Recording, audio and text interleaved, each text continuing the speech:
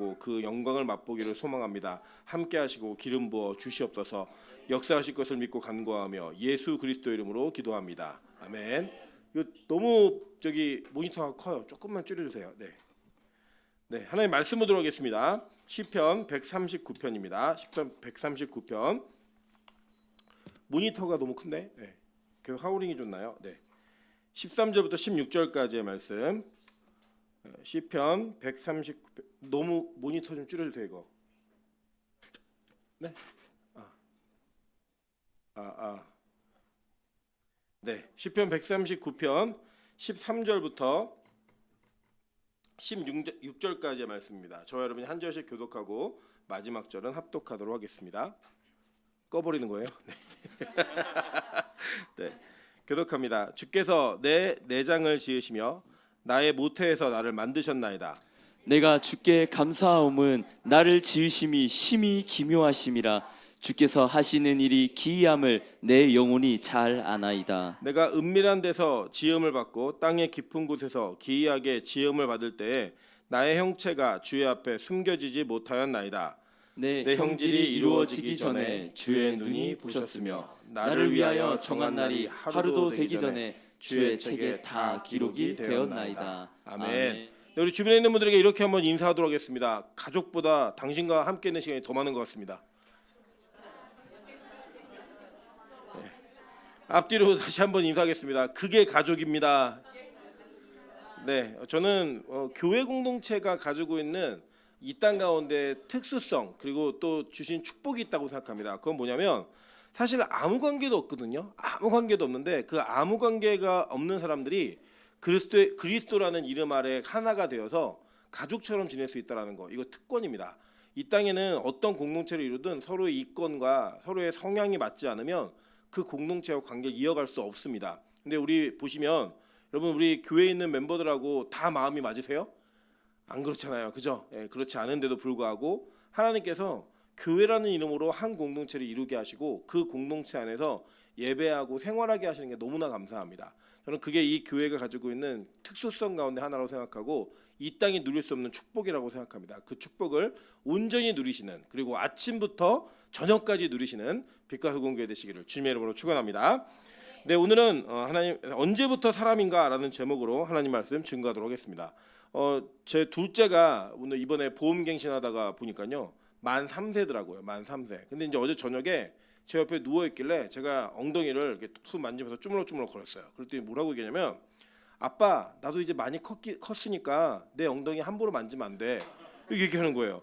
제가 그 얘기 들었는데 이게 애가 많이 컸구나 이제 이런 생각도 듦과 동시에 아 얘가 이제 나보다 이제 나를 별로 좋아하지 않을 그러니까 아빠가 막 와서 부둥켜 안고 부비고 이러는 거를 좋아하지 않는 시기가 점점 가까이 오고 있구나라는 이 마음의 섭섭함이 굉장히 커지는 거예요. 네, 그래서 제가 아까도 이제 누웠길래 아빠가 엉덩이 두들겨도 돼 그랬더니 오늘은 된대요. 그래서 허락을 받고 딸내미의 엉덩이를 톡 두들겼던 이런 기억이 있습니다. 우리가 이게 크다 보면 이제 사람이다라고 하는 이것이 어떤 철학적으로 야 너 사람이 되어야지 뭐 이런 얘기가 아니라 우리가 태어나면서부터 우리가 어떤 삶을 살아가는 데 있어서 우리 사람들은 생물학적으로 이 사람이 어떤 사람이다라는 존재 자체를 결정하는 법적 시기가 있습니다. 그런 시기들이 이 땅에 정해놓은 게 있는데 과연 성경은 이것을 뭐라고 말하는가라고 하는 내용들을 함께 나누면서 우리가 이 시대 속에서 어쩌면 잊혀져 가고 있는 주제인 것 같기도 한 낙태라고 하는 문제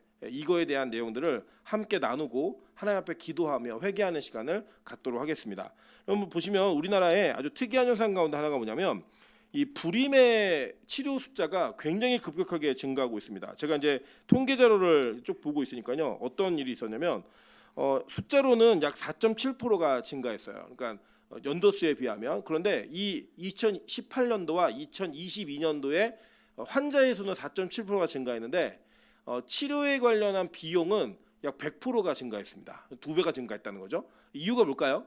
그 정도로 이게 임신을 하고 싶은데 임신을 못하는 그런 부부들이 많아지기 시작했다는 겁니다.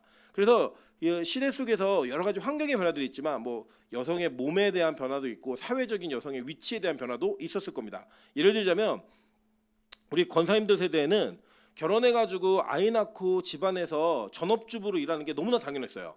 일을 맞벌이를 한다라고 얘기하면 정말 특수한 사명이 있거나 아니면 지배 환경이 정말 너무너무 어렵거나 남편의 경제력이 더 이상은 유지할 수 있는 환경이 안 돼서 어쩔 수 없이 일하는 분들이 계셨지만 웬만하면 결혼하면은 다 집에서 전업주부하면서 아이를 키우고 아이를 돌보는 일에 최선을 다했던 게 저희 그 권사님들 세대의 문화였습니다. 그런데 지금 청년들은 그렇지 않아요. 예를 들자면 우리 권사님들도 아시겠지만 제가 알기로는 우리 어떤 권사님이 31살에 결혼하셨는데 그 시대에는 되게 노처녀로 결혼하신 거예요. 그죠? 근데 지금은 31살 처녀가 결혼한다 그러면 요새 청년들은 뭐라 그러냐면 왜 이렇게 일찍 가? 이렇게 얘기를 합니다.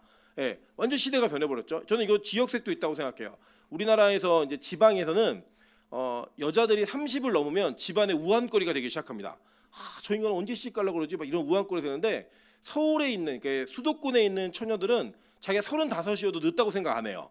뭐 이 정도는 돼야 시집갈 준비를 이제 해야지라고 생각하는 그런 시대적인 변화들과 지역적인 차이들이 분명히 있기 때문에 뭐 누구라고 뭐 그거는 뭐가 옳다라고 얘기할 수는 없는 것 같습니다. 왜냐하면 우리 권사님들도 아시겠지만 그 권사님들의 어머니 세대에는 20살 이전에 시집간 분들도 되게 많으셨어요. 그래가지고 그때는 막 16, 17 이때 시집가고 막 그러셨거든요. 그러니까 그때 따지면 그 권사님들이 24, 5에 시집가면 노처녀들이다 이렇게 얘기할 수 있을 그런 변화의 기준이 있는 거죠. 그 뭐가 옳다고 얘기할 수 없지만 분명한 사실은 이 시대 속에서 난임이라고 하는 문제가 점점점 여성들에게 그리고 각 가정들에게 심각한 문제로 발전하고 있다는 겁니다. 오늘 낙태 문제 얘기했는데 왜 또 난임이야라고 의구심이 드는 분들 계실 텐데 이게 어떤 부분에 연결되어 있는 부분이기 때문입니다. 왜 그러냐면 실제로 낙태도 굉장히 많이 증가하고 있습니다. 그러니까 2020년 기준으로 우리나라에 약 32,000건 정도의 공식적인 낙태 기록이 있습니다. 이게 무슨 내용이냐면 우리나라가 현재 법적으로 정해놓은 낙태의 어떤 기준들이 있어요. 제가 이따 설명을 좀 드릴 텐데 그 기준에 의하면 여기에 부합한 낙태하는 사람의 숫자가 32,000명 정도 된다는 거예요. 그건 무슨 얘기냐면 불법적으로 행해지는 낙태는 아예 여기 집계가 되지 않은 겁니다. 추정으로는 적게는 10배, 많게는 20배까지도 보는 것이 현재 의학계에서의 추정적인 내용이에요. 그러니까 32,000건이 공식이다. 그러면 최소한 32만 건 이상은 낙태가 이루어진 거예요. 이 숫자가 얼마나 무서운 숫자냐면 잘 생각해 보시면 돼요. 저희가 태어났을 때 제가 이제 97학번인데 97학번의 숫자가 약 85만 정도 된다고 얘기했어요. 80만 정도 이렇게 돼서 수능을 보면은 한 75만 정도가 수능을 보고 성적을 막 냈습니다. 그리고 저희의 6년 정도 위의 선배들이 100만이었어요. 100만. 베이비부먼 세대여가지고 100만이었는데 지금 저희 찬수가 40만 명입니다. 40만 명. 찬이가 22만 5천 명이 500명이에요. 숫자 22만 500명인데 낙태 숫자가 몇만 명이라고요? 추정으로 32만. 그러면 그러니까 찬이 세대에 태어난 아이들보다 더 많은 아이들이 엄마 뱃속에서 세상을 보지 못하고 죽은 거예요. 되게 무섭지 않습니까? 예. 이게 이 숫자를 그냥 32만 이러면 그냥 감이 안 오실 수 있는데 찬이 세대보다 더 많은 아이들이 낙태로 한 해에 사라지고 있다는 거. 여러분 이거를 생각해 보시면 야, 이게 되게 어마어마한 숫자겠구나라고 보시면 됩니다. 자, 그러면 도대체 왜 이렇게 낙태가 늘어가고 있는가? 이제 사회적인 분석을 좀 해볼게요. 낙태 이유는 첫 번째로는 경제적인 이유가 가장 큽니다. 예전에 우리 권사님들 세대에는 6남매가 아주 흔한 애들이었어요. 그래서 6남매를 어떻게 키웠냐 이렇게 의심이 될 수도 있겠지만 6남매 어떻게 키웠냐면 그냥 막 키웠습니다. 그냥 나누면 그 첫째가 넷째 키우고 그죠? 둘째가 다섯째 키우고 이렇게 컸어요. 뭐 교육 뭐 사회적인 시스템 이런 거 아예 없었어요. 그냥 애들이 그냥 걸을 줄 알고 뭐 들 줄 알면 그때부터 밭 가르고 논에서 뭐 심으면서 산에 다니면서 놀고 이렇게 놀면서 그냥 막 컸어요. 그때 학원을 보내요? 그런 거 없습니다. 학원은 그냥 산과 들이에요. 가지고 너 놀아라 그러면 뭐 뱀도 잡아먹고 막 이러면서 개구리 잡아먹고 이러면서 열심히 컸단 말이에요. 근데 지금은 이제 그렇게 키우기가 참 어렵습니다. 예를 들면 가난한 사람이 좀 형편이 안 되는 사람이 애를 많이 낳으면 주변에다 혀를 짭니다. 쟤 왜 저러지? 왜 저렇게 애를 많이 낳아? 무슨 대책이 있다고 얘기하는 거예요. 실제로 여러분 그 우리나라에서 전국에서 유일하게 지금 출산율이 급증하고 있는 출산율이 급성장하고 있는 도시가 하나 있습니다. 그 어디냐면 인천이에요. 인천. 인천이 왜 급상승하고 있느냐? 인천은요. 아이를 낳으면 아이가 19살이 될 때까지 1억을 줍니다. 한 아이당. 예. 1억을 줘요. 어떻게 주냐면 이게 분할로 주는 거예요. 그러니까 이걸 노리면서 막 이제 인천에 가고 싶은 신혼부부들이나 처녀청구들이 있으실 텐데 20살, 그러니까 20살, 19살 될 때까지는 인천 살아야 돼요. 못 벗어납니다. 주소지가 거기 돼 있어야 되고 그 혜택을 받으려면 그렇게 가야 되는 거예요. 그런데 놀라운 사실은 그렇게 하니까 출산율이 급증한다는 거예요. 그러니까 뭐냐면 이제는 1억 정도는 줘야 뭐가 되는 거예요. 여러분 우리 교회도 좀 발맞춤을 좀 하고자 이제 첫째 출산 경력비 20만 원 주죠. 둘째는 얼마 주죠? 50. 그것도 권사님들 기억하시 왜 기억하시는 거예요? 날라고 기억하시는 거예요? 뭐 다시 한번 도전하겠다 막 이런 마음이세요. 잘 모르겠지만 셋째는 얼마 주죠? 100만 원 여기 줍니다. 그리고 이제 우리 정은자매가 조만간 오게 되면 한 방에 그냥 70만 원을 타가는 일이 벌어질 거예요. 두 쌍둥이를 낳아버렸잖아요 거기는. 그리고 이제 우리 하윤이도 지금 대기하고 있습니다. 교회 오는 날을 대기하고 있는데 같은 날 안 왔으면 좋겠어요. 좀 다른 날 와야 교회도 좀 충격이 덜하니까. 어쨌든 나세요. 뭐 저희 교회 이거 주다가 망해도 괜찮아요. 그냥 쓴풍쓰고 계속 나세요. 뭐 드릴 거예요. 근데 사실은 그거 낳으려고 애 받을 시대는 아니라는 거예요. 그리고 정서적 공감대가 뭐냐면 옛날에 여러분 한 10년, 15년 전에 뭐 애 낳았다고 10만 원 준다, 20만 원 준다 그러면 교회가 뭐 그 말도 안 되는 얘기를 하냐고 이런 얘기 요구들 얻어먹을 그런 시기였습니다. 왜냐하면 제가 초등학교 때만 해도 어떤 프랜차이저 구호가 있었냐면 그 아들 딸 구별 말고 둘만 낳아 잘 기르자 뭐 이런 얘기했었어요. 그다음에 조금 더 시간이 지나니까 뭐 아들 딸 구별 말고 하나만 낳아 잘 기르자 뭐 이랬어요. 그래서 이 남자들이 소위 말하는 이렇게 묵는 수술을 하면은 나라에서 의료보험을 공짜로 이렇게 해가지고 막 수술을 해주기도 하고 막 그랬습니다. 근데 지금은 어떤 일이 벌어졌느냐? 지금은 제발 낳아달라고 얘기를 하는 그런 일이 벌어졌죠. 근데 그 가운데 불임이라고 하는 사회적인 현상과 동시적으로 낙태라고 하는 이 의료적인 현상들이 동시에 이 상황을 만들어냈다고 보시면 됩니다. 그래서 경제적인 이유로 많은 사람들이 낙태를 선택한다라고 응답을 하고 있다는 걸 여러분 아셔야 돼요. 두 번째는 어떤 이유가 있느냐? 어떤 이유가 있냐면 비혼 상태에서 임신된 경우가 있습니다. 그러니까 뭐 예를 들자면 우리나라는 이제 동방 예의지국이다 막 이래갖고 남녀 칠세 부동산 뭐 이런 것들을 많이 강조하고 얘기하는 유교적 배경을 가지고 있습니다. 그래서 사실 그 처녀가 결혼하지 않고 임신하는 것 자체를 굉장히 이게 집안의 수치와 모욕으로 받아들이고 그 사람의 품행을 어떻게 결정하느냐를 결정짓는 기준이 되기도 했습니다. 그래서 소위 말하는 속도 위반이라고 얘기하는 그것이 그렇게 좋아 보이지 않는 그런 문화가 있었습니다. 그래서 그런지 지금은 많이 바뀌었음에도 불구하고 이 미혼인 자매가 결혼하지 않은 채 임신하는 것들을 굉장히 눈이 좋지 않은 눈으로 바라보는 이런 현상들이 있기 때문에 그런 상태에서 임신하는 것 자체를 두려워하고 출산 자체로 이어지는 것까지 연결되지 않는 일들이 많이 있다는 겁니다. 또 세 번째는 뭐가 있냐? 사회적 심리적 부담감이 있다라고 응답들을 합니다. 그러니까 육아에 대한 걱정들 그리고 가족 계획이 있는데 그 계획을 넘어섰을 때 나타나는 자기들의 현실적인 문제들이 이걸 못하게 되는 일들이 많이 벌어집니다. 그래서 특히 여성들은 경력 단절이라든지 아이를 키우면서 환경적으로 할 수 없는 예를 들면 저희 가정도 그런 것 같아요. 저희가 사실 첫째를 낳고 둘째는 전혀 예상하지 않은 상태에서 아이가 찾아왔습니다. 되게 찾아왔는데 되게 놀랐어요. 사실 몇몇 분들 보신 분 계시겠지만 저희 아내가 춤추고 노래하는 거에 재능이 있고 좋아합니다. 그래갖고 춤추고 노래를 막 했어요. 비욘세 노래를 막 춤추고 했는데 그때 임신 상태였습니다. 몰랐어요.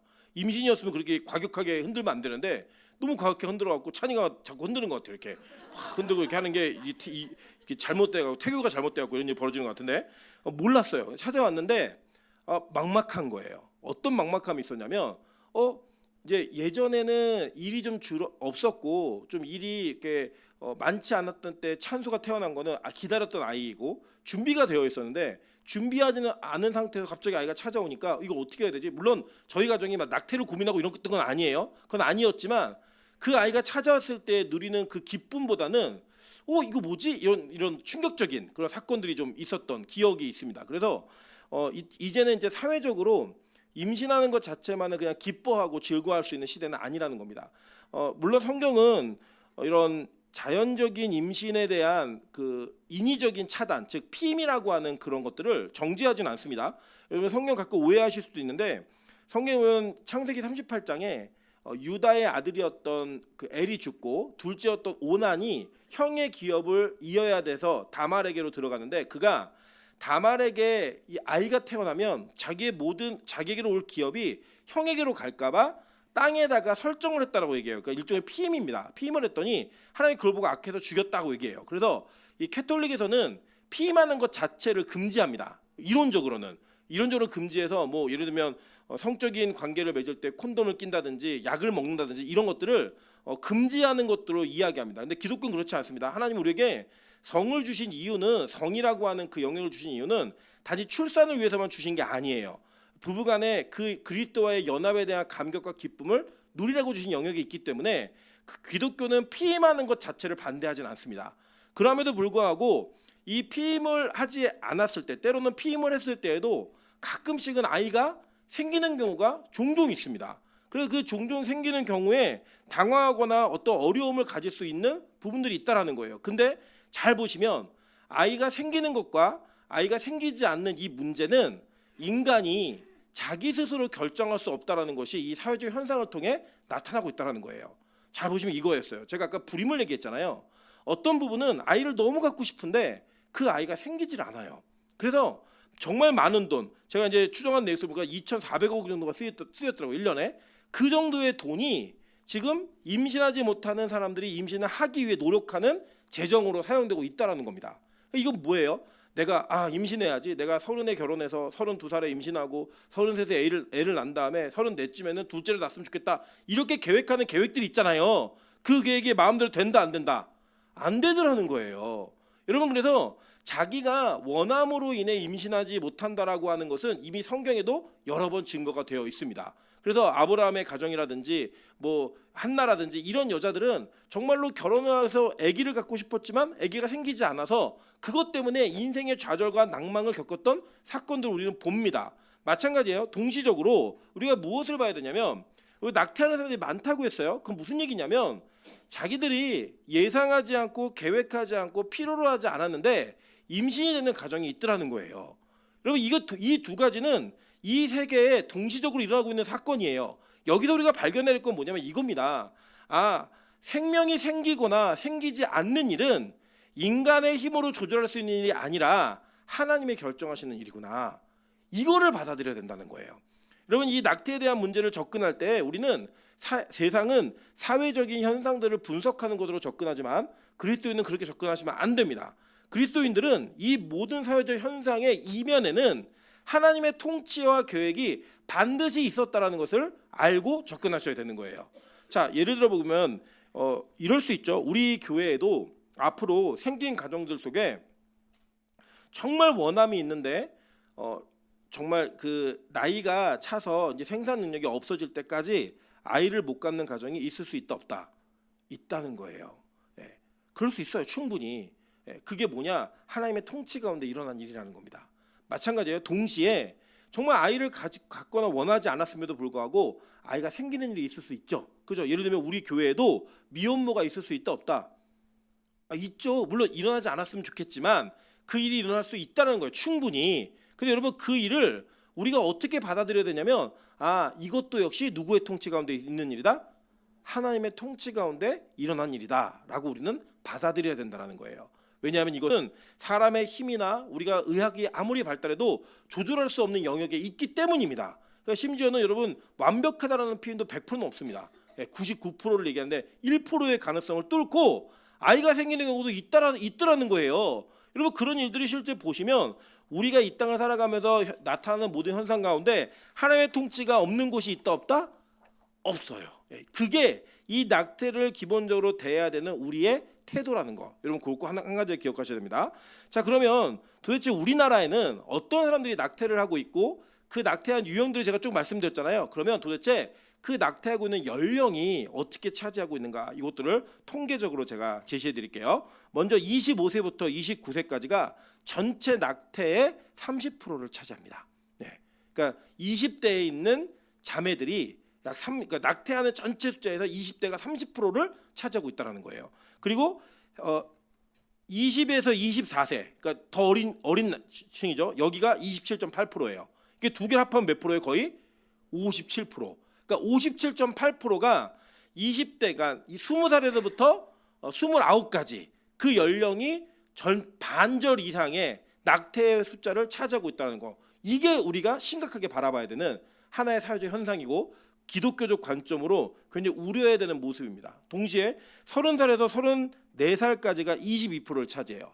그러니까 요거 쭉 더해도 지금 79%, 약 80%의 숫자가 지금 20대, 그러니까 20살부터 34살까지의 이 자매들이 낙태를 하고 있다는 거예요. 물론 여기에는 이들이 다 비혼만은 아닙니다. 기혼 가정에서도 이런 일이 있을 수 있고 기혼 가정에서 일어나는 일이 분명히 있어요. 그걸 보니까 35세에서 39세 14.6% 정도 되고요. 저 이건 좀 놀랐어요. 40에서 44세 이때에도 약 3.1% 정도의 낙태 숫자가 있고요. 이거는 조금 아픔의 모습인데 19세 이하도 1.7%를 차지하고 있습니다. 근데 이게 뭐냐면 이게 공식적인 이야기예요. 이 숫자는. 그러니까 사실은 제가 볼 때 19세 이하 여기는 비공식적인 것까지 더하면 더 많은 숫자의 퍼센테이지를 차지할 수밖에 없는 현실적인 문제가 있는 것을 우리는 살펴봐야 됩니다. 이렇게 실제 사회의 변화와 환경의 변화 그리고 어떤 가정이라는 개념과 또 결혼 정년기에 늦춰지는 이 모든 사건들이 지금 이런 낙태에 대한 현상들을 굉장히 빨리 앞당기고 있고 숫자도 기하급수적으로 늘어나고 있다는 거예요. 그래서 우리 성경은 이 생명의 주관자이신 하나님께서 우리에게 어떻게 다가오셨고 어떻게 우리를 창조하시고 생명을 주기 시작하셨는가 성경 말씀을 통해 한번 살펴보도록 하겠습니다. 창세기 2장 7절 한번 읽어보겠습니다. 창세기 2장 7절입니다. 여호와 하나님이 땅에 흙으로 사람을 지으시고 생기를 그 코에 불어넣으시니 사람이 생명이 된지라 라고 얘기합니다. 자, 첫 번째로 하나님께서 이 땅의 처음의 인간, 최초의 인간을 창조하실 때에 하나님께서는 그들을 흙으로 만드셨고 그 만드신 아담에게 뭘 불어넣으셨어요? 생기를 코에 불어넣으셔서 사람이 생명이 되었다라고 얘기합니다. 오늘 읽으신 본문인데요. 이렇게 얘기합니다. 시편 139편 13절부터 16절입니다.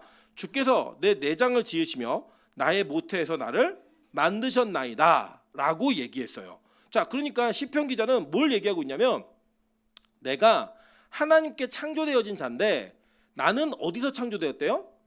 모태에서 하나님의 창조하심으로 말미암아 만들어진 존재라고 이야기하는 겁니다. 계속 쭉 읽어보니까 뒤에 이렇게 얘기해요. 내가 주께 감사하옴은 나를 지으심이 심히 기묘하심이라. 주께서 하시는 일이 기이함을 내 영혼이 잘 아나이다. 내가 은밀한 데서 지음을 받고 땅의 깊은 곳에서 기이하게 지음을 받은 때에 나의 형체가 주의 앞에 숨겨지지 못하였나이다. 내 형질이 이루어지기 전에 주의 눈이 보셨으며 나를 위하여 정한 날이 하루도 되기 전에 주의 책이 다 기록이 되었나이다. 하나님께서 이 시편 기자의 마음에 감동하셔서 쓰신 그 내용에 무슨 내용이냐면 나를 지으시고 창조하신 하나님의 신묘막측함과 그 기묘하심을 찬양하면서 자기가 존재되어지고 만들어진 그 이유의 원래 원인이 누구였다? 하나님이라고 고백하는 거예요. 아담도 하나님에 의해서 만들어졌고 저와 여러분도 누구에 의해서 만들어진 거예요? 하나님에 의해서 만들어졌다는 거예요. 그리고 여러분 아버지가 만들거나 어머니가 만든 게 아니라 누가 만드셨다고요? 하나님이 만드셨다는 거예요. 제가 저희 둘째에게 가끔 이렇게 질문합니다. 너 누구 딸이야? 이렇게 물어보면 찬이가 뭐라고 대답하냐면 아빠 딸, 엄마 딸 이렇게 얘기를 해요. 그래서 제가 뭐라고 얘기하냐면 아니야 그 전에 하나 더 있잖아 얘기하면 나 하나님 딸 이렇게 얘기를 합니다. 그러니까 우리가 보통은 부부가 결혼을 해서 아이가 태어나면 누구를 닮았나 시댁을 닮았나 친정을 닮았나 이거를 갖고 거의 다툼이 좀 약간 있어요. 심리적 다툼이에요. 저희 집은 첫째는 외탁을 했습니다. 엄마랑 똑같이 생겼습니다. 그래서 엄마 7살 때 사진과 찬수 7살 때 사진은 가발만 바꿔 씌우는 걸로 보시면 딱 맞습니다. 그런데 둘째인 찬이는 뱃속에서부터 저를 닮아가지고 제가 아직도 지금 충격적으로 기억나는 게 뭐냐면 찬이를 이게 태 속에서 찍는 사진이 있어요. 이렇게 요새는 기술이 발달해가지고 그거를 제가 우리 교회에서 딱 공개했을 때 갑자기 자매들 반응이 어때요? 귀엽다 이렇게 반응했습니다. 무슨 내용인지 이해되시죠? 눈을 감고 있는 찬이의 모습을 보면서 예쁘다가 아니라 귀엽다 이렇게 얘기했어요. 이게 뭐냐면 보통 우리가 그러거든요. 이렇게 소개팅하거나 만났을 때 마음에 들지 않으면 참 단아하시네요. 뭐 이렇게 그렇게 표현을 합니다. 그게 뭐냐면 예쁘진 않다는 거예요. 그냥 상대가 진짜 예쁘면 진짜 예쁘시네요 이렇게 얘기하든지 야 진짜 예쁘더라는데 인상 좋더라 이렇게 얘기하면 그냥 그래 뭐 이런 표현이거든요. 그런 표현을 제가 느꼈어요. 왜냐하면 찬이의 눈 감은 얼굴은 저랑 똑같이 생겼기 때문입니다. 놀라운 게 뭐냐면 저희 장모님은 찬이가 근데 다행히 제가 기도를 많이 했어요. 하나님 아이한테 이러시면 안 됩니다. 정말 이렇게 만드시면 안 됩니다. 더 만져주세요. 막 기도했더니 하나님께 쌍꺼풀을 싹 만드셔가지고 그래 애가 좀 괜찮게 나왔어요. 그러니까 저희 장모님이 찬이를 볼 때마다 자기 엄마 어렸을 때랑 똑같다는 거예요. 예, 석은이 형하고 똑같이 생겼다는 거예요. 아무리 봐도 찬이는 저랑 똑같이 생겼거든요. 예, 무조건 찬이는 여기 엄마 닮았다고 지금도 장모님은 이렇게 주장하시지만 그게 허위의 거짓 뉴스임을 저는 알고 있습니다. 예, 서로 닮았다고 막 얘기하는 거죠. 왜 그러냐? 어디를 닮았느냐를 따라서 그 아이에 대한 뭔가 애착 그리고 또 다른 내가 태어났다라는 거 이것을 향한 그 뭐라 그럴까요? 애착이라고 얘기할까요? 그런 모습들이 우리가 있다라는 거예요. 근데 중요한 건 뭐냐면 우리가 남자와 여자가 만나서 아이를 만드는 게 아니라 이 아이는 누가 만드신 아이예요? 하나님이 만드신 아이라는 거예요. 그리고 우리가 내 아들이라는 그 개념 이전에 하나님의 아이라는 개념을 가지고 아이들을 양육하는 이 태도가 정말로 필요합니다. 이 태도를 잃지 않아야 되는 건 뭐냐면 이 생명이 누구로부터 창조되었는가를 절대 잊으면 안 되는 거예요. 원래 소유주가 누구다? 하나님. 그리고 그 아이를 우리 가정에 맡기신 거예요. 전 지금도 기억나는 게 뭐냐면 제가 이제 찬수한테 항상 얘기했거든요. 찬수야, 우리 집에 와줘서 너무 고마워. 하나님이 너를 우리 가정에 맡기셨어. 제가 이 얘기를 어렸을 때부터 찬수한테 했어요. 근데 저희 아내하고 저하고 저희 어머니 집에 놀러 갔다가 찬수 혼자 재워놓고 놀러 갔는데 그때 차에 태어나기 전이에요. 갔다 새벽 2시에 찬수가 없어진 거예요. 새벽 2시인데 그 아이가 4살이었나요? 5살이었나요? 그 정도 됐는데 없어져 버렸어요. 그래가지고 없어져가지고 저희가 막 경찰에 신고하러 가고 막 난리가 났습니다. 교회 막 CCTV 아파트 CCTV를 뒤지고 저는 20층부터 내려오면서 그 새벽 2시에 찬수야 부르면 막 내려오는데 이 아이가 없어진 거예요. 막 너무 당황하고 저희 안에 막 임신했는데 막 차도 안 파킹도 안 하고 막 차에 내려가고 막 차가 막 가고 막 이런 일이 막 벌어지면서 굉장히 그 위기 속에 이 아이가 집 앞에 있는 벽을 바라보고 있는 유모차에 누워서 자고 있는 거예요. 엄마 아빠가 없으니까 문 열고 나와가지고 다시 문을 못 여니까 집 앞에 있는 유모차에 누워서 자고 있는 걸 저희가 몰라갖고 이렇게 막 그 해프닝이 벌어졌거든요. 이 아이를 데리고 들어와가지고 이제 다 진정시키고 3시 딱 누웠는데 찬수가 저한테 이렇게 하는 거예요. 아빠, 하나님이 아빠한테 나를 맡겼잖아. 응. 근데 왜 나만 두고 혼자 갔어? 이렇게 물어보는 거예요. 그때 와, 이 얘기 들으면서 아이들한테 말 함부로 하면 안 되겠구나. 이게 뭐냐면 우리가 이 아이가 맡겨진 아이라는 걸 절대 잊으시면 안 되는 거예요. 그러니까 하나님이 창조하셔서 우리 가정에 맡기신 아이라고 하는 것을 절대 잊으시면 안 된다는 것을 다시 한번 기억하시면 됩니다. 자, 성경을 보면요, 욥기 10장 8절부터 12절 한번 보겠습니다. 주의 손이 나를 빚으셨으며 만드셨는데 이제는 나를 멸하시나이다. 기억하옵소서. 주께서 내 몸 지으시기를 흙을 뭉치듯 하셨거늘 다시 나를 티끌로 돌려보내려 하시나이다. 주께서 나를 젖과 같이 쏟으셨으며 엉긴 젖처럼 엉기게 하지 아니하셨나이까. 이렇게 얘기해요. 그러니까 뭔가 막 엉기고 만들어지는 게 누구로 인해서 만들어졌다는 거예요. 하나님에 의해서 만들어졌는데 욥이 고백하는 거예요. 하나님 나를 왜 이렇게 힘들게 하세요? 나를 왜 이렇게 괴롭게 하세요? 당신이 만드셨잖아요. 이렇게 계속하는 거예요. 그러니까 너무 인생이 힘드니까 나를 이렇게 만들어 놓고 도대체 왜 나를 이렇게 힘들게 합니까? 라는 그 원망과 불평과 불만을 하나님께 아름다운 언어로 하는 거예요. 그러니까 여러분 이게 하나님께 반항하실 때에도 이렇게 아름다운 언어를 하세요. 네가 창조주냐 막 이렇게 하지 마시고 하나님 나 너무 힘들어 죽겠습니다. 하나님들 만드셨잖아요. 근데 왜 이렇게 내가 인생이 힘들죠? 나 좀 도와주세요. 얘기하는 게 맞아요. 욥이 그렇게 기도하고 있는 거예요. 자, 그런데 보세요. 이 생명에 관련된 내용은 철저하게 하나님이 주관자이신 거예요. 우리 그걸 잊어버리시면 안 되는 겁니다. 그래서 하나님은 이 생명의 주관자가 나임을 확인하시는 일들을 창세기부터 보이셨어요. 한번 볼까요? 자, 창세기 2장 9절입니다. 여호와 하나님이 그 땅에서 보기에 아름답고 먹기에 좋은 나무가 나게 하시니 동산 가운데는 생명나무와 선악을 알게 하는 나무도 있더라라고 얘기해요. 물론 이 생명은 종국적으로는 영원한 생명을 이야기하는 영생에 관련된 이야기지만 현실적으로도 여기에 그 인간의 죄를 지음으로 말미암아 죽음이라는 게 생긴 거예요. 그 전까지는 그들 모두는 영원히 사는 존재였단 말이에요. 그 영원히 사는 존재 속의 생명력을 누가 제공하신 거예요? 하나님이 우리에게 제공해 주신 거예요. 이 영역은 인간의 영역이 아니라는 겁니다. 계속 볼까요? 창세기 3장 22절입니다. 여호와 하나님이 이르시되 보라 이 사람이 선악을 아는 일에 우리 중 하나와 같이 되었으니 그가 그의 손을 들어 생명나무 열매도 따먹고 영생할까 하노라 하시고 뭐 하셨어요? 에덴 동산에서 쫓아내 버리셨어요.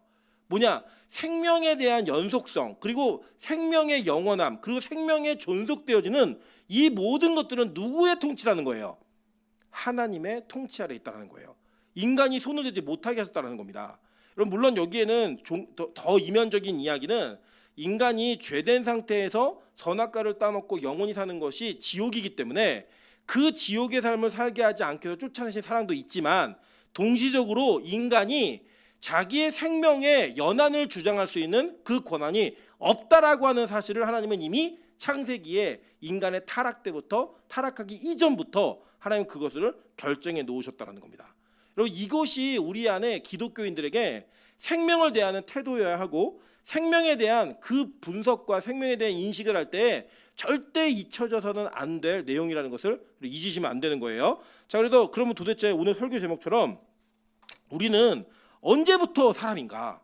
언제부터 사람인가? 이 내용을 한번 살펴보도록 하겠습니다. 자, 먼저 이 간접적 증거를 한번 보도록 할게요. 출애굽기 21장 22절과 23절 다 같이 한번 읽어보실게요. 자, 읽겠습니다. 자, 시작. 사람이 서로 싸우다가 임신한 여인을 쳐서 낙태하게 하였으나 다른 해가 없으면 그 남편의 청구대로 반드시 벌금을 내되 재판장의 판결을 따라 낼 것이니라.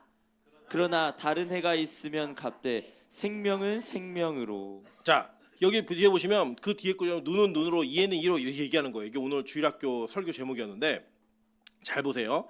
여기 보시면 사람이 싸우다가 임신한 여자를 쳐서 이 여자가 낙태가 된 거예요. 물론 이거는 자발적인 낙태가 아니에요. 사고에 의한 낙태가 된 거예요. 그런데 이 낙태하게 했는데 다른 애가 없으면, 그러니까 해를 입지 않았으면 남편이 이 애가 생겼는데 애가 부인이 다른 사람한테 맞아가지고 어떤 시급했을 거 아니에요. 우리가 임신부가 넘어지면 그 일반 여자가 넘어진 것보다 더 크게 놀래잖아요. 그래서 그 놀랬는데 해가 없어요. 그러면 남편이 야, 이 정도 놀래게 했으니까 양 한 마리 줘라고 얘기하면 주라는 거예요. 이 내용을. 자, 그런데 그 뒤에 뭐라고 얘기하냐면 그러나 다른 해가 있으면이라고 얘기했어요. 근데 넘어졌는데 해가 있는 거예요, 여자에게. 자, 그러면서 나오는 첫 번째가 뭐예요? 생명은 생명으로. 자, 그럼 뭐예요? 만약에 유산을 한 거예요, 여자가. 그러면 이걸 뭘로 갚아내라는 거예요? 생명으로 갚아내라는 겁니다. 그러니까 성경은 태어나기도 전에 있는 아이를 뭐로 봤어요? 생명으로 본 거예요. 그러니까 성경은 태어나기도 전에 그 아이를 사람으로 본 거예요. 그래서 이 생명을 해야 하면 뭘로 갚으라는 겁니까? 생명으로 갚아내라는 거예요. 그러니까 우리가 보통 보면 저희 아내가 옛날에 찬수 임신할 때 했던 얘기인데 요만한 점 같은 존재가 이렇게 애가 됐다고 이거 되게 놀라워서 하나님이 창조하셨다는 게 믿어진다라는 얘기를 한 적이 있어요. 근데 우리는 보면 야, 점이 사람이 돼? 라고 얘기하는데 성경은 뭐라고 표현하고 있냐면 그 점조차도 뭐라는 거예요? 사람이라고 얘기하는 거예요. 세포 자체를 사람이라고 얘기하면서 임신을 일단 하면 그 사람은 뭘 안고 있는 거다? 사람을 안고 생명을 안고 있는 거다라고 성경은 명확히 증거하고 있는 겁니다. 예레미야 1장 5절 다 같이 한번 읽어보시겠습니다. 예레미야 1장 5절입니다. 자, 시작. 내가 너를 모태에 짓기 전에 너를 알았고 내가 배에서 나오기 전에 너를 성별하였고 너를 여러 나라의 선지자로 세웠노라 하시기로. 자, 하나님은 더 심각하게 얘기하셨어요. 심지어는 생기지도 않았는데, 그러니까 예를 들면 저희 집에 찬수하고 찬이가 태어나기 이전부터 하나님은 찬수와 찬이를 아셨어요, 모르셨어요?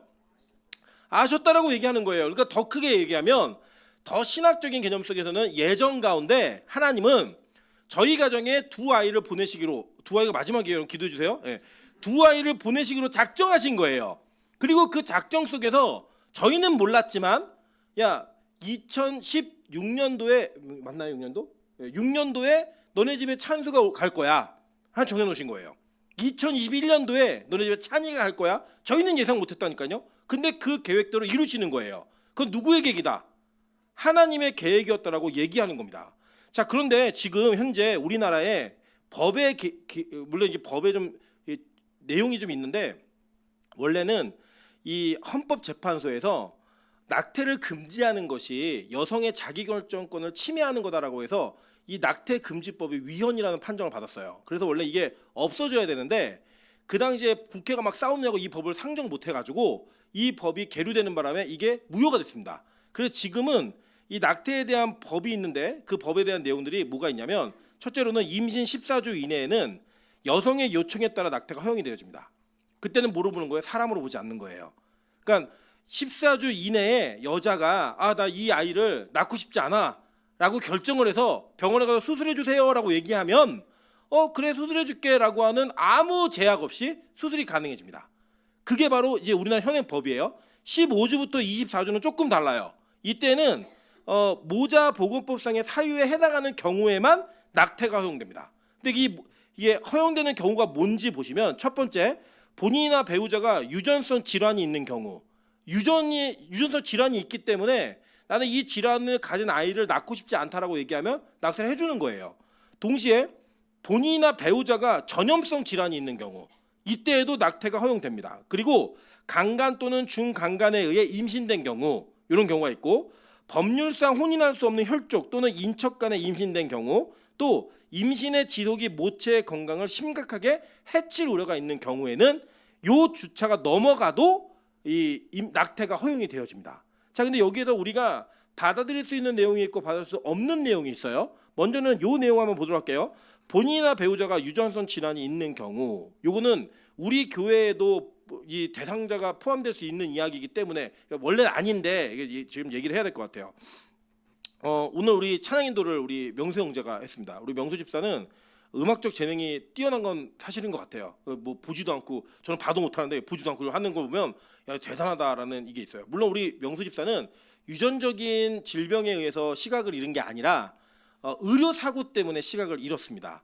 그런데 이제 명수 집사의 제가 얘기를 듣고 좀 놀랐던 경우가 뭐가 있냐면, 이 명수 집사가 그 맹인 학교를 계속 다녔잖아요. 그러니까 친구들이 다 대부분이 유전성 질환에 의해서 시각 장애인이 된 사람들이에요. 그래서 우리 명수 형제는 진짜 희연 집사의 은혜로 말미암아, 정말 은혜예요, 은혜.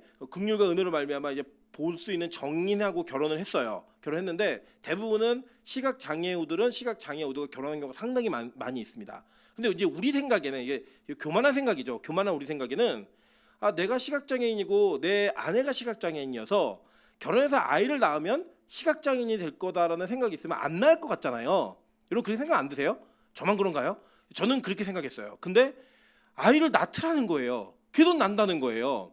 그리고 그 낳는 것을 되게 행복해한다는 거예요. 그래서 그게 어떤 마음으로 낳니라고 제가 물어본 적이 있어요, 우리 명수 형제에게. 그러니까 뭐라고 대답을 하냐면, 본인들이 그 장애를 가지고도 지금 잘 살고 있기 때문에 그거를 문제 삼지 않는다는 거예요.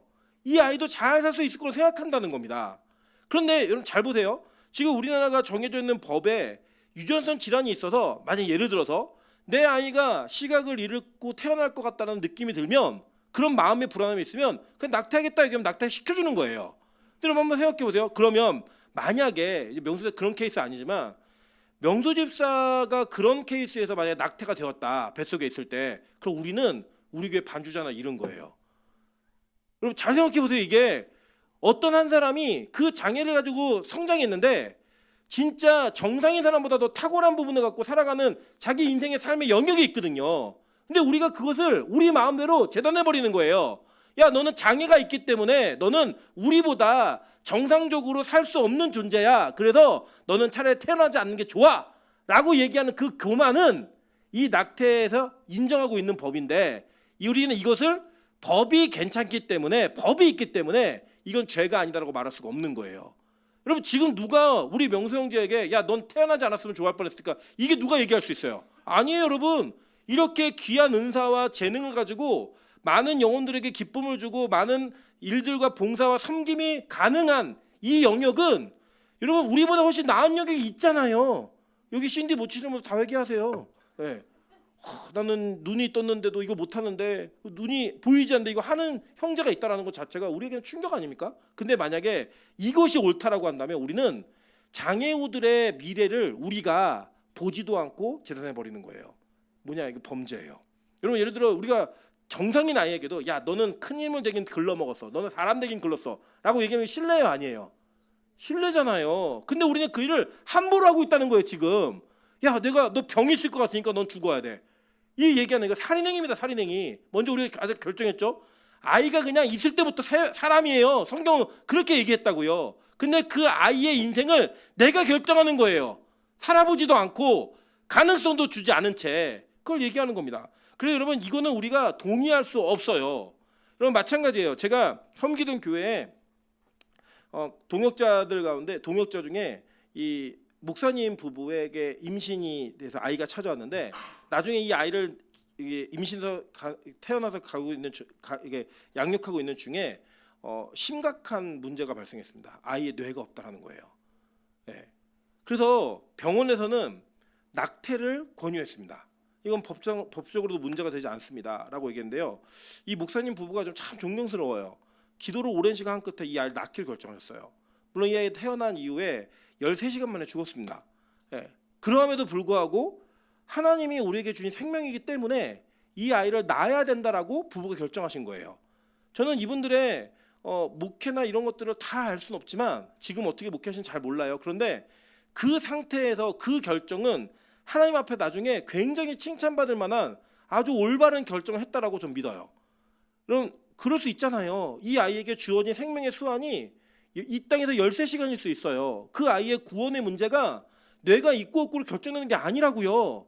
그럼 마찬가지잖아요. 우리가 이 땅에 태어나서 몇 년을 살지 여러분 알고 태어나셨습니까?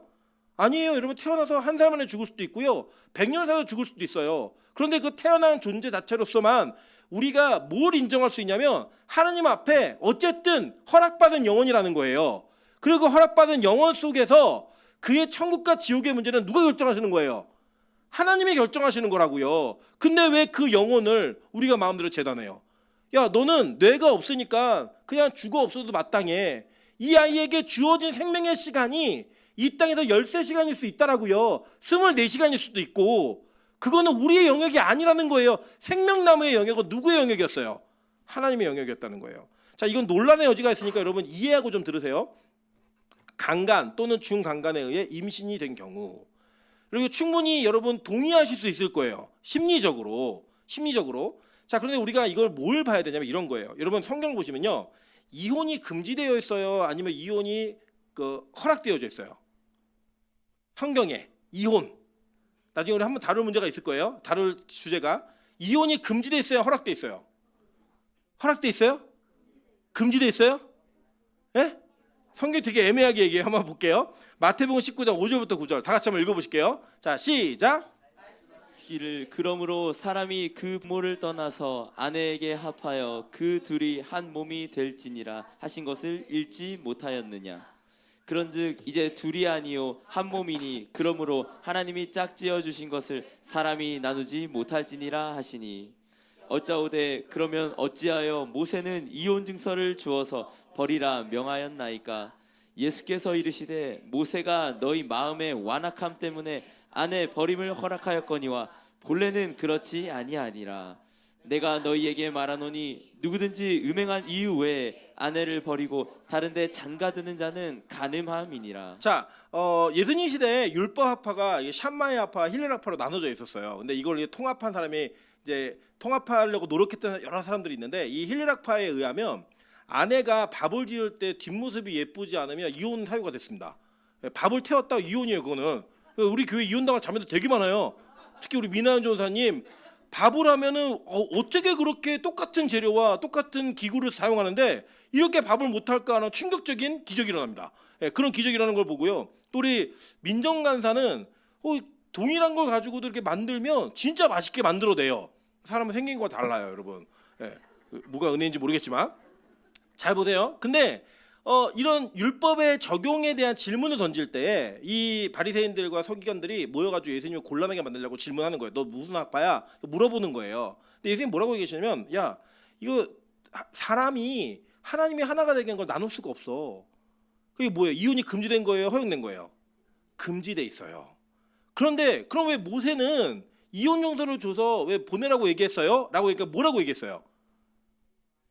너희의 완악함 때문이다라고 얘기한 거예요. 그 뭐냐면 원래는 참고 살고 이해하고 살고 용서하고 사는 게 맞아요. 그런데 우리 인간이 뭘 못한다는 거예요? 그걸 못하는 완악함이 있기 때문에 서로를 파괴할 수 있으니까 너네가 약해서 이거 허락되어진 거야 라고 얘기한 거지, 원래는 나눌 수 있다 없다? 없다는 거예요, 여러분. 이해되시죠? 자, 이런 관점이 이 땅에 너무 많은 거예요. 잘 보세요.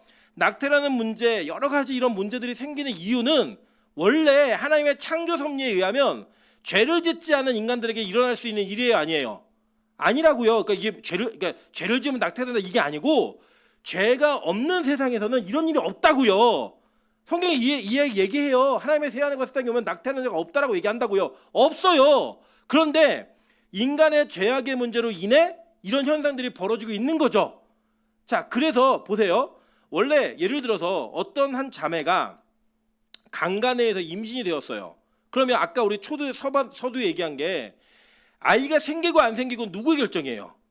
하나님의 결정이라고요. 근데 나도 모르는 남자에게 내가 원치 않는 성폭행을 당했는데 임신이 된 거예요. 그러면 누가 이 임신을 허락하신 거예요? 하나님이 허락하신 거라고요. 그건 동의는 되시죠? 여기까지는. 자, 그런데 원래는 우리가 눈에는 이해는 갚아야 된다고요. 생명은 생명으로. 그런데 우리가 원래는 그 나를 성폭행한 사람까지도 용서해야 되는 게 하나님이 우리에게 주신 은혜의 통로인데 우리가 그걸 할 수 있어요, 없어요? 못한다고요. 이해되죠? 무슨 말인지. 그래서 우리가 이런 경우에는 낙태를 하는 경우가 있는데 그거를 비난할 수 없다는 거예요. 자, 보세요. 교회가 이혼한 분들을 교회 못 오게 해요? 아니잖아요. 여러분, 이혼이 안 된다라고 설교하는 건 목사가 해야 되는 일이에요. 근데 실제로 교회 안에 이혼한 사람이 있어요, 없어요? 있다고요. 그러면 교회가 야, 이혼하면 안 되는데 넌 이혼했으니까 넌 교회 들어오지 마 라고 얘기하면 이게 교회냐고요. 아니에요. 그들을 받아들여서 그 상처를 치유하고 회복하면서 진짜 너의 남편이 누구인지를 알려주고 이 땅에서 또 하나님이 그에게 결혼을 허락하신다 그러면 여러분 결혼을 하게 해주는 게 교회가 해야 될 일이라고요. 이해되시죠? 무슨 말인지. 그러면 예를 들어서 강간에 의해서 임신한 자매가 우리 교회에 있을 수 있잖아요. 혹시라도 생기면 우리는 그에게 이 아이에 대한 키울 마음과 권면을 할 수 있어야 돼요. 그런데 그 자매가 그걸 못하겠다고 얘기하면 비난할 수 없는 문제라고요. 그렇게 했다고 하더라도 야, 너는 말씀을 안 지켰으니까 나가라고 얘기할 수 없어요. 여러분, 제가 실명은 얘기할 수 없지만 제가 알고 있는 한 선교단체 간사님의 딸이 실제 이런 일이 있었어요. 알고 있던 지인이었는데 원치 않는 성폭행에 의해서 임신하게 된 거예요. 근데 이 아버지와 딸이 오랜 시간 동안 기도를 하고 이 아이를 낳기로 결정했어요. 그리고 그 공동체에서 이 아이를 낳는 거에 대해서 축복해주고 기도해주고 그 아이를 사랑해주는 일들을 하는 일들을 보았습니다. 그 자매는 그걸 용서할 수 있었던 거예요. 나를 성폭행한 사람을. 그렇다고 그를 남편으로 받아들이는 게 아니라 그렇게 생긴 이 아이는 그와는 다른 존재라고 인식한 거예요. 이해되세요? 무슨 말인지? 그래서 그걸 받아들이는 사람들도 있다고요. 그러니까 이 두 가지를 우리는 어떤 것도 비난할 수 없어요. 다만 우리 인간 세계에 죄가 들어와서 그 죄의 유입으로 말미암아 원치 않는 성관계를 시도하는 그 죄악의 문제와 그리고 그를 용서할 수 없는 우리의 완악함의 문제가 이 문제를 논쟁의 문제와 논란의 여지가 있는 문제로 가져가는 거예요. 예를 들어 우리 교회에서 이런 일이 벌어졌다. 그러면 어떤 가정에서 이 아이를 낙태시켰다라고 했다고 해서 비난하지 마세요. 마찬가지로 동시에 이 아이를 예를 들어 낳겠다고 결정해서 그 가정에 난다라고 얘기하면 그 아이를 불쌍하게도 보지 마세요. 야, 너는 진짜 불쌍하게 태어났다. 이렇게 볼 수 없다는 거예요. 왜요? 그 생명을 누가 허락하셨으니까? 하나님이 허락하셨으니까. 우리는 그 태도가 있어야 된다는 겁니다. 잘 보세요. 교회 안에도 지금 우리가 다 공개할 수는 없지만 우리 공동체 안에도 이런 일이 있은 경우가 있을 수 있어요. 그런 경우가 있을 수 있는데 혹시라도 그것이 우리 공동체에도 고백되어질 수 있잖아요. 그 고백되어졌을 때 와, 저 낙태한 여자, 저 과거가 더러운 여자 이렇게 인식하지 마시라고요. 우리 안에 치유받지 못할 상처와 죄가 있어요, 없어요? 있어요? 치유받지 못할 죄는 없다고요. 여러분, 복음의 능력은 그렇게 시시한 게 아니에요. 남 미워하고 도둑질한 건 용서받는데 낙태한 문제는 용서받지 못하는 그런 시시한 복음이 아니라고요. 복음은 그 모든 걸 뛰어넘는 능력이 있는 하나님의 용서의 통로예요. 예수는 그걸 위해서 십자가에 달려 돌아가셨고 우리는 우리 자신의 깨끗함과 정결함으로 구원받는 존재가 아니라 그 예수를 붙들었기 때문에 구원받는 존재예요. 어떤 것도 내어놓을 수 없는 존재라고요. 그리고 여러분 그런 경험이 있다라고 알게 되더라도요. 그것을 정죄의 도구나 그 사람을 판단하는 도구로 사용하시면 안 돼요. 오히려 그 상처를 어떻게 치유해 줄까? 어떻게 돌봐줄까? 어떻게 이해해 줄까로 가야 된다는 겁니다. 여러분 저는 목사가 이제 목사인데 목사답지 않게 생겼잖아요. 그죠? 동의가 격렬하게 되시죠? 격렬하게 동의가 되시는데 이거 제가 한번 말씀드린 적이 있는데 필리핀에 갔는데 이제 선교사님이 필리핀에 있는 자매들에게 우리 지금 성경 공부반에 두 자매가 들어와 있어요. 들어와 있는데 얘기하신 거예요. 야, 이제 원장님이 지난주에 다녀가셨잖아. 그 원장 목사님 아들 목사님이 이번 주에 와서 성경을 가르칠 거야. 이게 첫 만남을 갔는데 첫 만남이 아침 식사였어요. 근데 아침에 제가 주일날 갔으니까 너무 피곤하잖아요. 그래서 머리도 막 붕 뜨고 그냥 반바지 입고 뭐 추리닝 같은 티 입고 쭉 걸어 나가서 밥을 먹는데요. 이 자매들이 옆에 앉은 거예요. 그래서 이 선교사님이 목사님이야 인사해 그랬더니 그 자매가 저를 쳐다보더니 목사님이 오신댔는데 이렇게 얘기하는 거예요. 예. 그러면 그 자매들 볼 때 저는 목사 같지 않은 거예요. 그래서 뭐라고 했냐면 목사 같지 안 생겼죠. 근데 더 보면은 그 목사 맞아요. 걱정하지 마세요. 이렇게 얘기를 하면서 첫 인사를 했던 기억이 있습니다. 여러분 저는 목사 같지 않게 생긴 게 전 너무 감사해요. 사실은 솔직히 말하면 감사하고요. 식당이라는 데 가서 제가 딱 보면 목사처럼 보이는 분들이 있거든요. 예, 딱 양복 입고 여자들 여러 거느리고 들어오는 거 다 목사예요. 100%. 예, 저는 정말 뭐 별로 이렇게 원치 않는 그림이에요. 막 그 그림이 원치 않는데 제가 언제 제가 내가 그래도 목사 같구나라고 스스로 느끼냐면 저는 우리 교회 성도들 특별히 제가 청년 생활을 하면서 이 청년들이 남들에게 쉽게 내놓을 수 없는 죄악의 문제와 해결되지 않은 문제들을 저한테 고백할 때 저는 제가 진짜 내가 목사가 되고 있구나라는 감격을 느낍니다. 이유가 뭔지 아세요? 야, 내가 제 비밀 알았다 이게 아니고요. 저도 얘네들 그 생각이 있는 거 아니에요. 저 목사님한테 이 얘기를 하면 적어도 나는 정죄받지 않을 것 같아라는 확신이 있으니까 얘기하는 거 아니에요? 여러분 그렇지 않습니까, 여러분? 제가 저희 아내가 저한테 그런 얘기 한 적 있어요. 제가 찬수를 좀 목사의 아들로 잘 키우고 싶다라는 욕심이 좀 있었던 것 같아요. 그래서 굉장히 엄하게 다뤘어요. 그랬더니 저희 아내가 뭐라고 했냐면 그렇게 다루면 찬수가 정말 잘못해서 아빠가 필요할 때 아빠 못 찾아와. 이 얘기 되게 큰 충격이었어요. 내가 성도들에게는 목사답게 살려고 정말 노력을 많이 했는데 내 자식에게는 내 율법주의자가 되어 있구나. 이제 그 태도를 바꾸려고 진짜 많이 노력을 하고 있거든요. 근데 성도들이 저에게 남에게 쉽게 얘기할 수 없는 문제들을 얘기할 때 저 근데 너무 그게 감격스러워요. 어떤 감격이냐면 하나님 제가 이 얘기를 들어도 정죄하지 않을 거라고 하는 확신이 저들에게 있군요. 그거 되게 큰 보람이에요. 진짜 하나님 제가 목사가 되고 있군요. 이게 감격입니다. 저는 우리 빛가서 공교회가 그런 교회가 됐으면 좋겠어요. 이 공동체 안에서는 어떤 문제를 얘기해도 그 문제가 용서받을 수 있는 교회, 이해를 받을 수 있고 기회를 받을 수 있는 교회. 여러분 저는요 죄를 지은 여러분을 혼내기도 하고 비난하기도 할 거예요. 나무라기도 할 거예요. 그러나 제가 한 가지 약속드릴 수 있는 건 뭐냐면 하나님이 저를 포기하지 않으셨기 때문에 저 역시 여러분을 포기 안 할 겁니다. 여러분 제가 여러분에게 그 죄로부터 떠나고 그 죄로부터 돌이키라고 강하게 얘기할 수는 있어요. 그런데 저는 그걸로 인해 여러분이 복음에서 떨어나가거나 이 공동체에서 나가는 거 원하지 않습니다. 저는 여러분에게 100번, 1000번, 만번이라도 기회를 줄 수 있어요. 이유는 뭐냐면 제가 그렇게 용서받은 사람이기 때문이에요. 저는 그 복음에 대한 감격이 제 안에 있습니다. 그래서 우리 교회는 이러한 낙태에 대한 아픔이 있는 분들을 안아줄 수 있는 교회여야 돼요.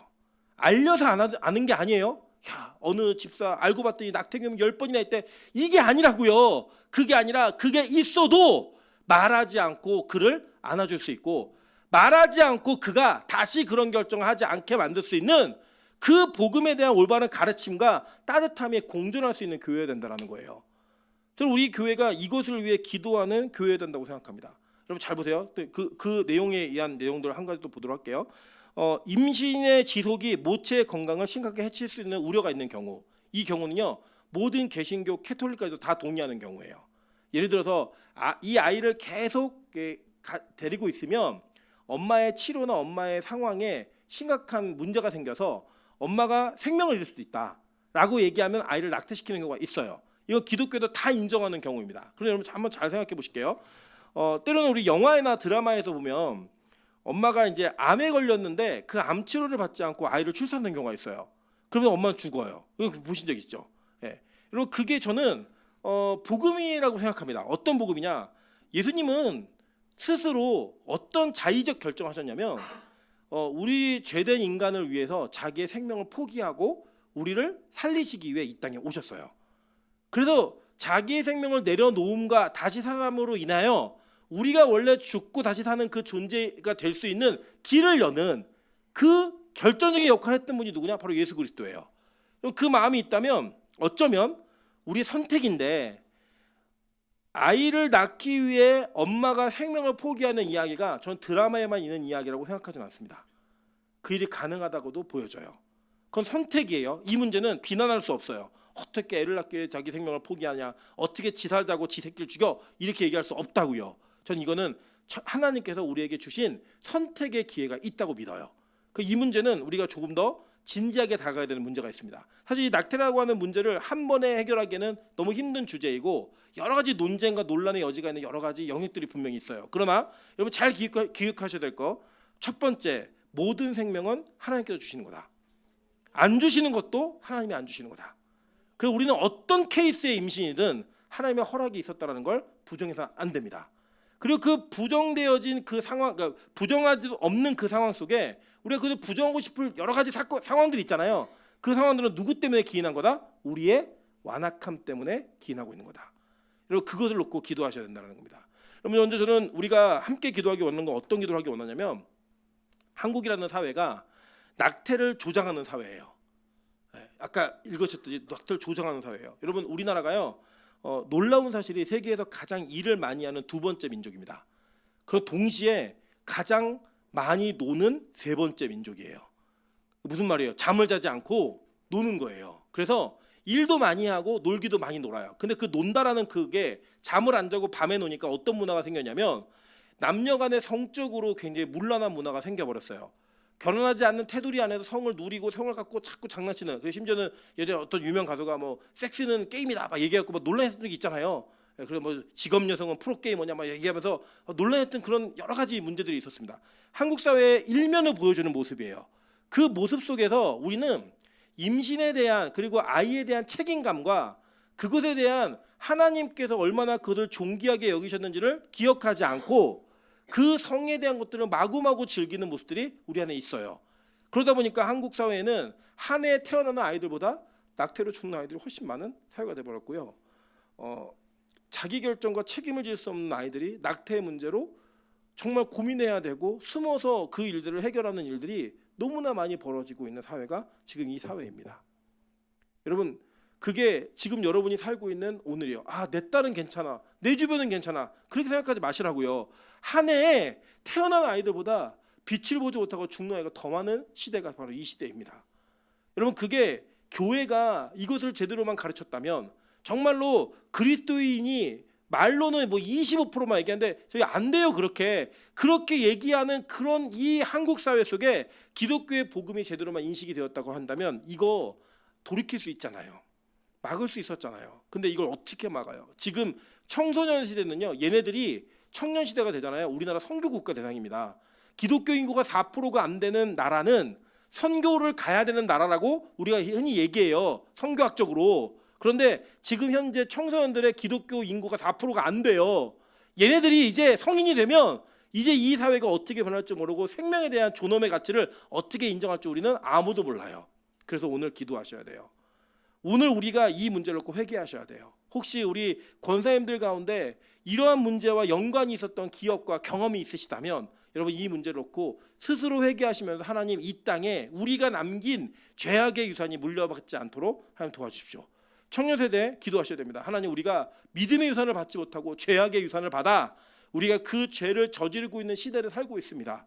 그리고 그 죄의 주인공들이 우리들입니다. 그래서 오늘 우리가 같이 함께 나라와 민족을 회개해야 됩니다. 동시에 마찬가지요, 다음 세대를 놓고 우리 기도하셔야 됩니다. 우리 수아, 찬수, 찬이, 호별이, 하민이, 하윤이, 이 아이들이 살아갈 시대는 지금 우리가 사는 시대보다 훨씬 더 개방적이고 훨씬 더 이런 문제에 대한 인식이 없는 시대일 거예요. 그때 과연 우리가 우리 교회에서 가르친 아이들이 이 세상을 어떻게 영유하며 살아갈 수 있는가, 그 믿음을 우리가 심어주고 세워줘야만 합니다. 그리고 그게 우리 교회의 사명이에요. 그 우리는 이것을 놓고 기도해야 됩니다. 하나님, 우리가 먼저 회개하고 우리 믿음의 세대들에게 이것을 잘 가르치겠습니다. 그리고 이것이 세워지는 이 나라가 될 수 있게 도와주시고 이 땅이 다시 한번 하나님의 말씀의 귀중함과 그 진리의 원리를 갖고 살아갈 수 있는 나라가 될 수 있게 도와달라고 기도하는 은혜가 있기를 주님의 이름으로 축원합니다. 이것을 온전하게 이해하기 위해서는요, 딱 하나만 이해하시면 돼요. 하나님, 나를 지으신 이가 하나님이시고 누구를 지으셔도 그분은 하나님이 지은 것입니다. 우리가 생명을 함부로 다룰 수 없는 문제임을 기억하게 하시고 어떠한 상황에서 믿음의 결정을 할 수 있는, 어떠한 상황에서도 믿음으로 결정할 수 있는 우리 빛가서 공교가 될 수 있게 도와달라고 기도하는 마음으로 찬양하며 나아가도록 하겠습니다.